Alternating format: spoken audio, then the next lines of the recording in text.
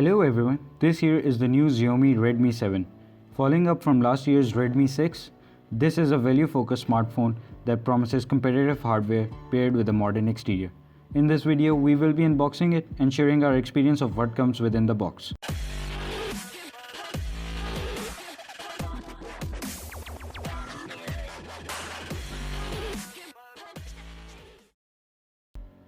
The box itself is quite minimal, with the Redmi 7 logo up top and details about the device itself on the back. As for our unit, it is the Eclipse Black variant with 32GB of storage and 3GB of RAM. Also highlighted on the back is the 6.26-inch full screen display, which means minimum bezels. Further, there is a mention of Snapdragon 632 chipset, which powers the device along with 4000 mAh of battery and a dual camera system with 12-megapixel main camera and a 2-megapixel secondary camera. Let's tear away the plastic and see what's inside.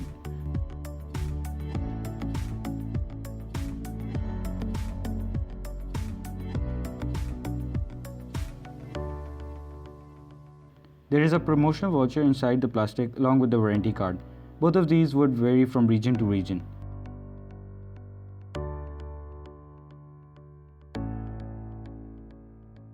Opening the last package seal, the box is a bit tough to open.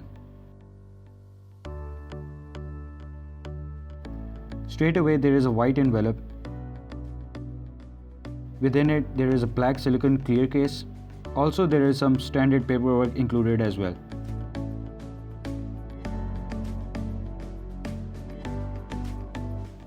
Beneath this envelope we finally have the Redmi 7 itself. This again is the black Eclipse variant. Holding the phone, the back has a lot of curve to it, which makes it great to hold. The back is glass. Setting it aside for now, there are few things left within the box. There is the micro USB cable. Being a value phone, the device has a micro USB port.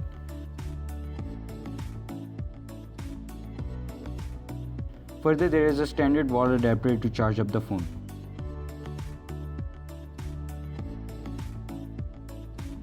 No headphones, unfortunately. Back to the device and powering it on. This feels good. The side surround is plastic, but that gives it a good texture to grip on.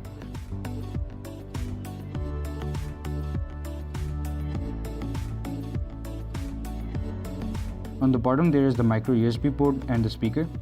For other sides, it is pretty standard Xiaomi layout. Headphone jack up top, all buttons on the right, and expansion tray on the left.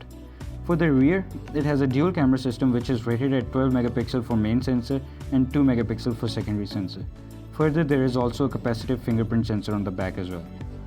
We will be testing this device out thoroughly in the next few weeks, so stay tuned for full review on teamandroid.com. Also make sure to subscribe to our channel for more unboxing videos and helpful Android tips.